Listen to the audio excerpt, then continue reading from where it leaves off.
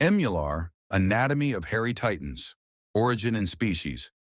Emular, scientific name Dromaeus novae hollandii, are non-flying, ostrich-like giant birds native to Australia.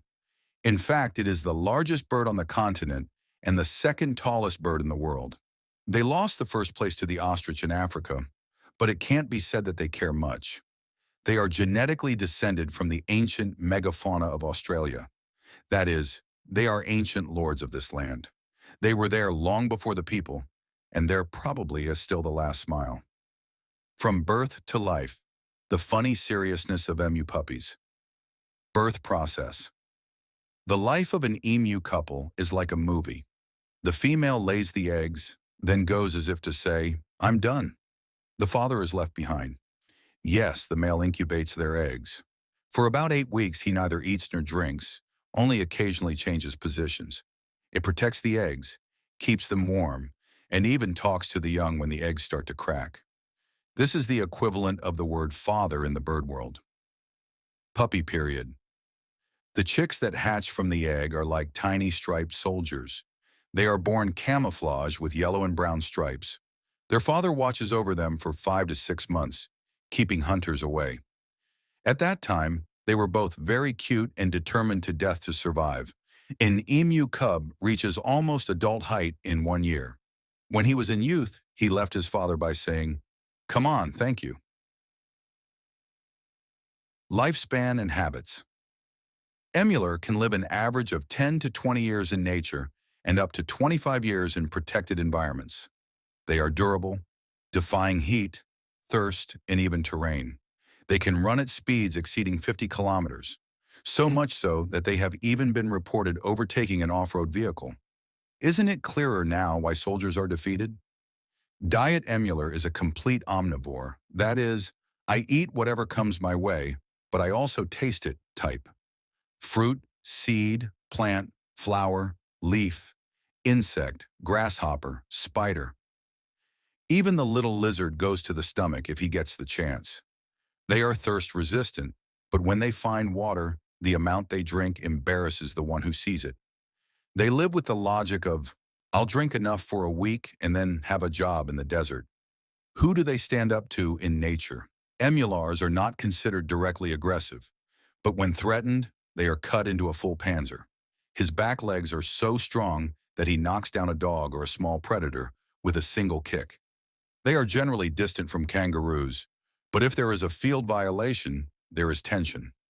Foxes and birds of prey haunt their offspring, but father emu is not such an easy bite. He won't let go of the attacker until he kidnaps him. In short, they are not very friendly in nature, but they are of the don't start a business, you'll see type. Species of animals they don't understand. Dingo, wild dog, one of his greatest enemies. Eagles, they especially want to grab the cubs. Human, of course, the biggest threat. People hunted them for flesh, oil, and feathers. They chased them with a machine gun as an enemy of the field. But the emu are still there, free in the middle of nature. Think of it kind. Humanity is fighting it, but it still wins. That's the emular. The cycle of death in nature. The emular usually dies from old age, predators, or drought.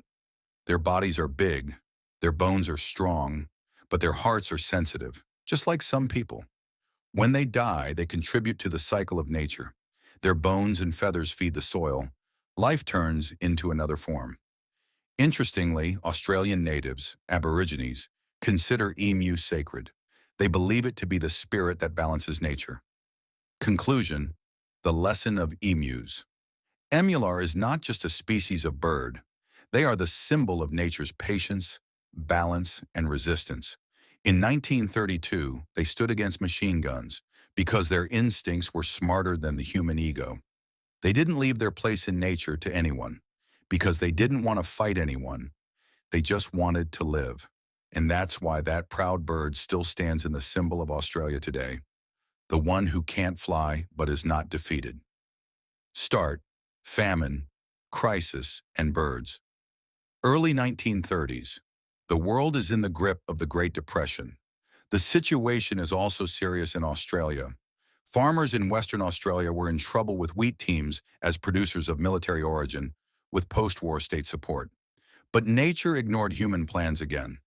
Because every year when the breeding season ended, these huge ostrich-like 40-kilogram birds called emu, growing up to 2 meters, began to migrate to the shore in flocks from the inland.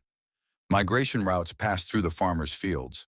Not hundreds, but thousands of emu were added to the crops of farmers in the Campion and Chandler regions of Western Australia.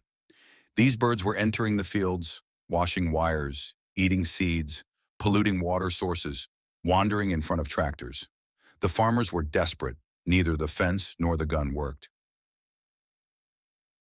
Let the state do something, they said. Farmers are angry. We are I. We were at the front in World War II, and now we are going to fight against the birds? They applied to the government by saying, the government has implemented a wise idea of Sir George Pierce, who was then Minister of Defense. Let's send the army. And yes, they really sent the army. In November 1932, Captain GPW, 2 soldiers under the command of Meredith, went to the region with Lewis machine guns and 10,000 bullets. Heavy weapon against birds. What could it be? The war begins and continues with disaster. The first operation started on November 2nd, 1932.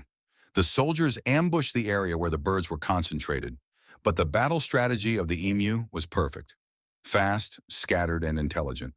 A herd of about 50 birds was shot at, but the machine gun failed. Only a few of them were shot. The next day they tried in another area. This time the birds spread out so wide that it was impossible to hit. On the third day, the soldiers placed machine guns on the back of the truck. They were going to make a portable shot, but the roads were so bad that it became impossible to target the truck. Result? No birds could be shot, only ammunition was wasted. A journalist wrote about those days. Emu seemed to know modern war tactics. He would move forward in small groups. When he got under fire, he would run away, reunite, and attack. People's procession, armies draw. At the end of this ridiculous 2-week operation, the soldiers were able to use only 1,000 of the approximately 10,000 bullets effectively, and an estimated 900 emu were shot. The remaining about 20,000 birds were roaming freely. He wrote the press incident with the title, Defeat on the Emu Front. The people began to mock the government. Glorious defeat of the Australian Army.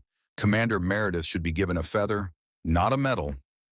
Finally, on December 10, 1932, the operation was officially canceled. The army withdrew. The birds won. Who was the winner? Short answer, Emu. Long answer, humanity again paid the price of not taking nature seriously with humor. Emu continued to destroy some of the crops in that area, but migration routes changed over time. People built more durable fences.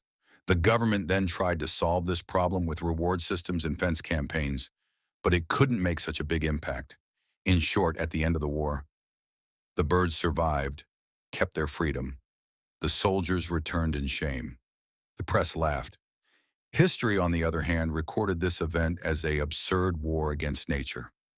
As conclusion, feathers, rifles, and the humor of history. The Battle of Emu is actually a cartoon of man standing up to nature with arrogance. Chasing birds with machine guns is an indication that we cannot control nature despite all the technological superiority. This story became the subject of documentaries, movies, and even songs years later, because people both laughed and were ashamed. And the most ironic part is this. Today, Australia's national coat of arms has 2 animals, the kangaroo and the emu. That is, Australia officially continues to carry the bird it once fought as a national symbol. Here's the Battle of Emu, a nation, machine gun, and a few thousand determined birds. Winner? Those who write history with their feathers.